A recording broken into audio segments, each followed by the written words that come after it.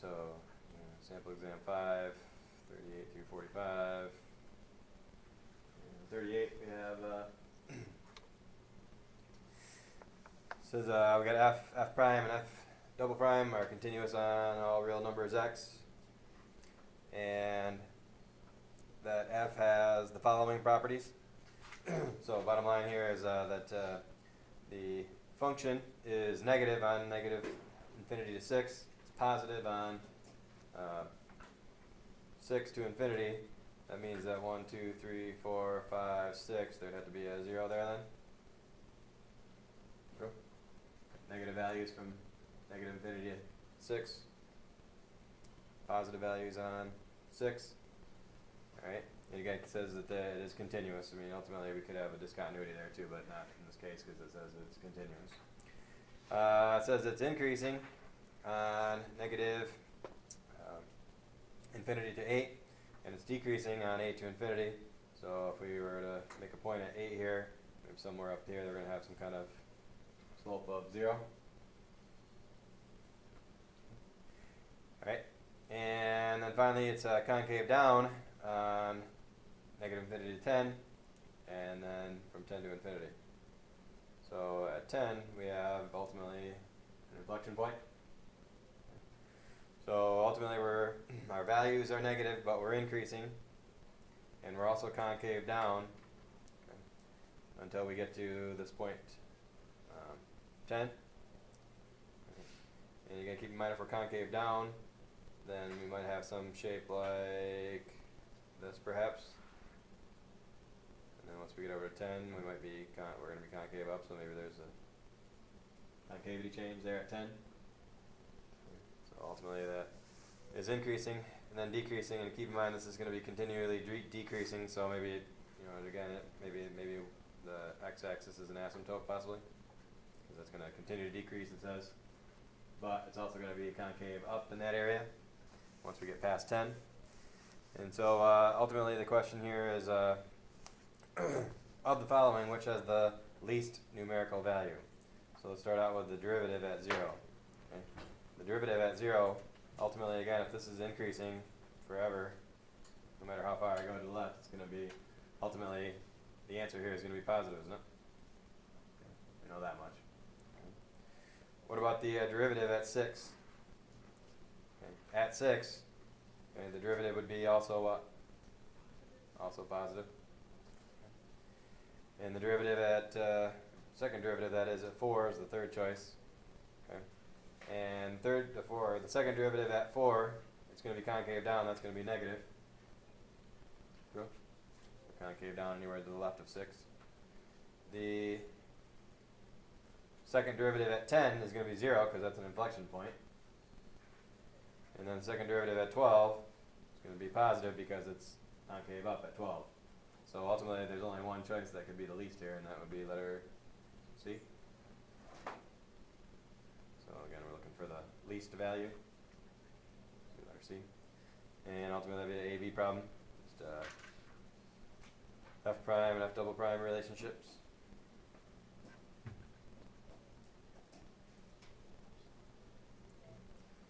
What else? 38 through 41.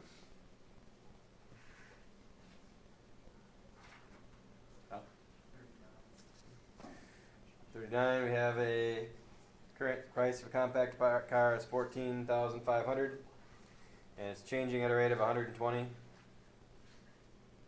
plus 180 radical T dollars per year.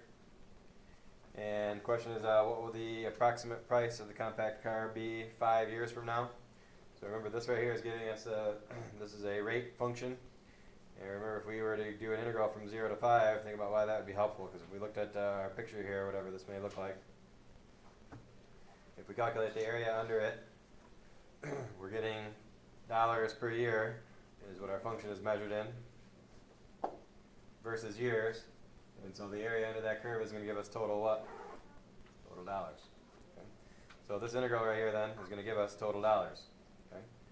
Now ultimately, remember, this integral is an accumulator, right? So we're accumulating dollars as we go from left to right here. And so if we do the integral, which ultimately we could do this one with the non-calculator part if it was. Mr. Cook. Let's do it. And so if we do our 120 plus 180 radical x, comma x comma 0 comma 5.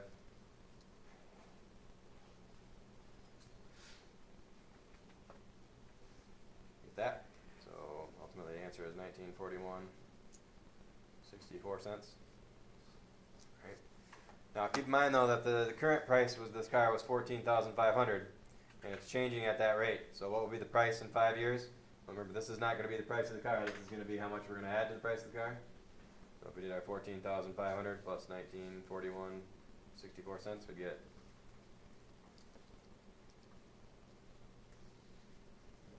16,441.64 cents. And it says what will be the approximate price.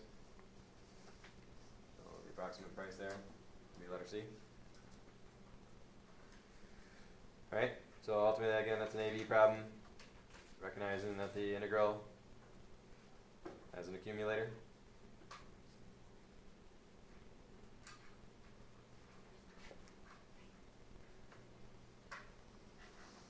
Questions?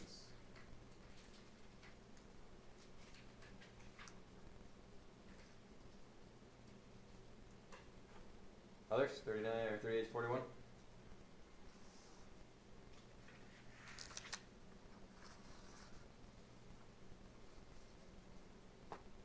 Okay, second part, 42 to 45.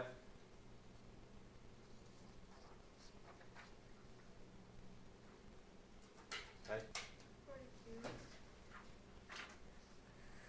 42 says we have the mass, that's m of t in grams of a tumor t weeks after it's begun growing, is given by this m of t function, t e to the t over 800. And we want to know what is the average rate of change in grams per week during the 5th week of growth. Okay. All right. So ultimately we want to know if we're looking for an average rate of change, as soon as we see average rate of change, what word should come to mind? That's a slope. So we're going to be looking for a slope here. Look. The edge is on the right.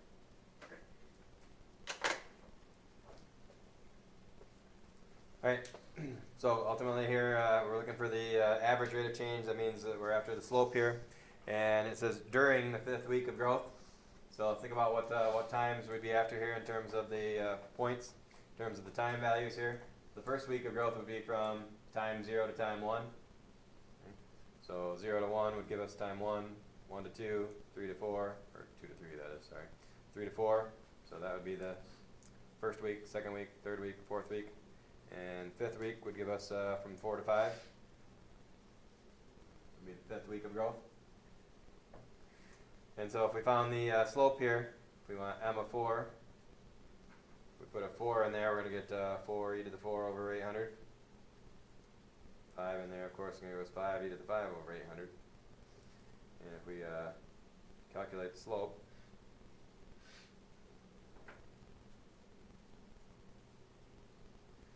and we divide that by 5 over 4, which is 1. And over here, we'd have 5 e to the 5th minus 4 e to the 4th over 800 would be our slope. And ultimately, the answers are not in that form, they're in decimal form, so calculate that slope and see if it matches up. So 5 e to the 5th minus 4 e to the 4th divided by 800. 0.655 looks like. Matches up with letter D. Alright, so ultimately AB problem again, it's the average rate of change, which is ultimately a slope problem.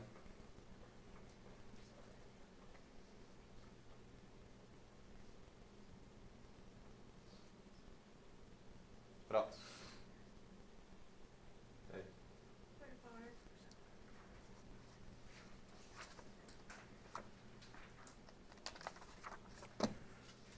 got g of x is equal to e to the 2x, and that has the limit as h approaches 0, g of 1 plus h minus g of 1 minus h all over h is what? Right. So bottom line here, we want to recognize is that my definition here looks like a slope, doesn't it? Okay. In fact, it is. It's an alternative definition essentially for the derivative here. At what point? 0. We good with that? If so, how come?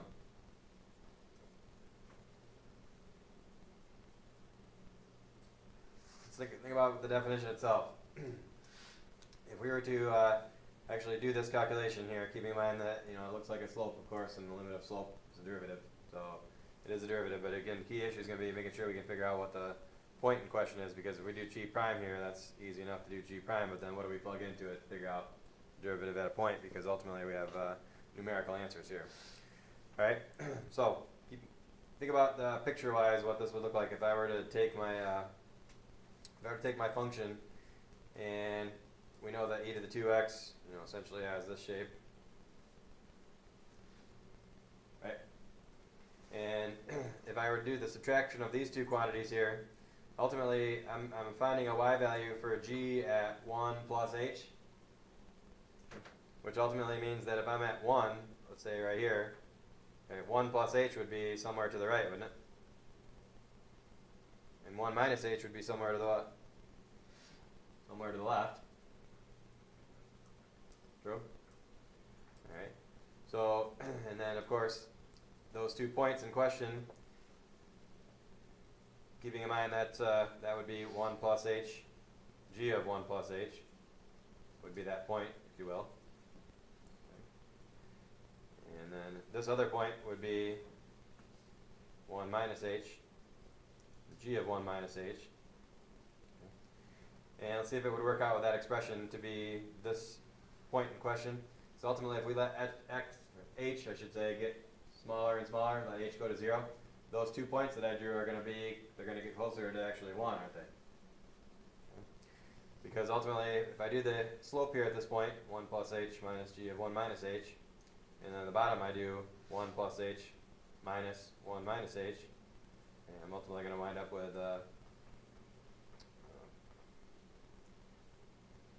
1 excuse me, 1 minus 1 is gone, h minus negative h would be 2h. Alright, so we wind up with a 2h on the bottom, keep that in mind. Okay. If we're to do that slope here between those 2 points that we have. Okay. So the question is, what about this part here? If we only have h here, is that a problem? Okay. Well, let's think about what's going to happen with h ultimately here in this problem. If we let h go to 0, would it matter whether there's a 2h on the bottom or an h on the bottom? And ultimately we're going to let h go to 0, so as h is negligible at the point in question, isn't it? So bottom line is we just want to recognize that in this situation when we have that difference of y values on one side of the point and the other, key is the point in question is the one that's in the middle of those two, which is 1. We go 1 plus h, 1 minus h, the point in the middle is 1. Okay. So with that, if we do g prime at 1, we're going to get 2e to the 2. And it looks like C. So, question is, what's wrong with that then? Okay. Or in fact, does it make a difference to having that 2 there? Like I said, if we have this and this, okay, does this have an effect? Because again, by definition, this should be 2h here, okay, based on the 2 points that we used, right? Okay. So the question is, like I said, does that 2 there, does it have an effect?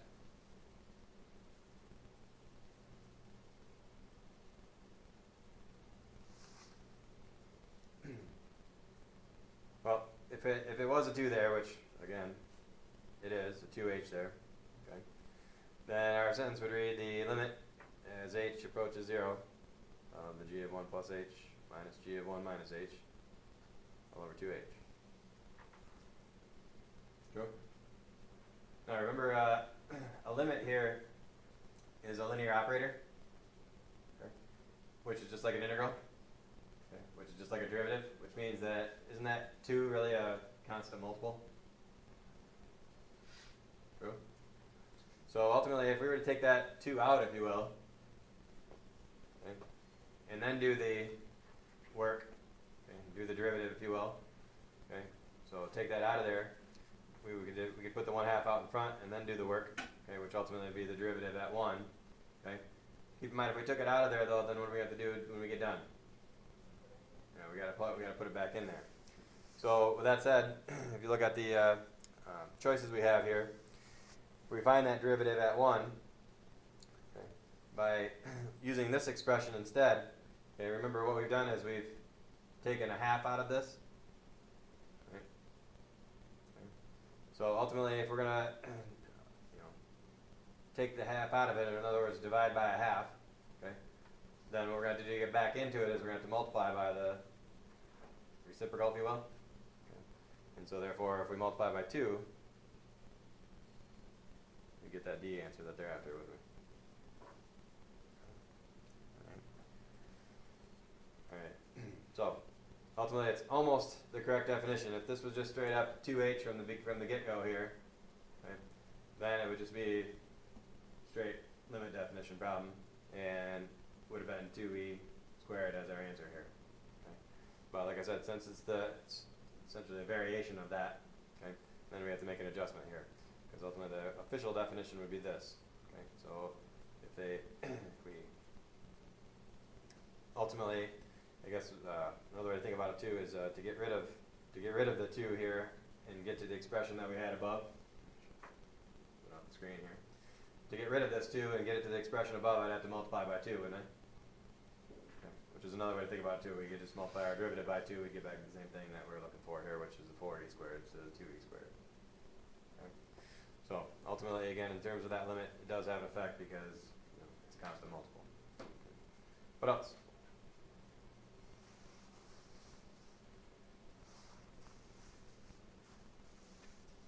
Okay. 45. Let's see, on 45 we have closed interval 0 to pi, n is equal subdivisions, and the delta x length is x, or is pi over n, and the numbers, those are equal subdivisions, and again we're just starting from 0 to pi, and then ultimately we want the limit as n approaches infinity of I equals 1 to n of x sub I cosine x sub I delta x. And ultimately this is a AB problem. I recognize that this is just the definition of a Riemann sum. Yep.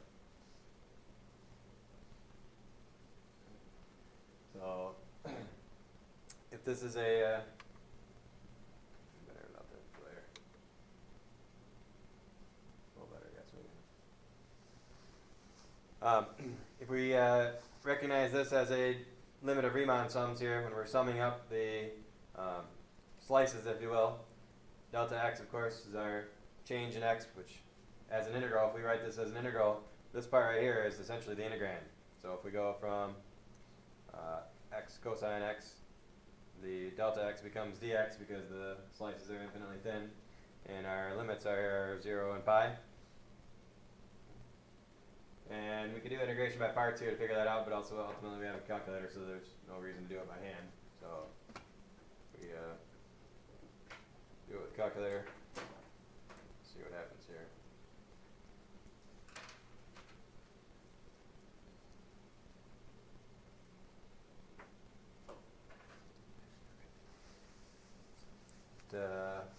-2 as a result. And looks like that's A, which is correct. Alright, so again, ultimately the key is just recognizing that this expression right here is a limit of Riemann sums, which means it's ultimately it's a definite integral. Okay. And so again, the argument of the summation is going to be the integrand. The delta x becomes your dx, and they gave us the limit 0 to pi. So if we write it as an integral as it is, and then we can find that area in question. Anything else from sample exam 5?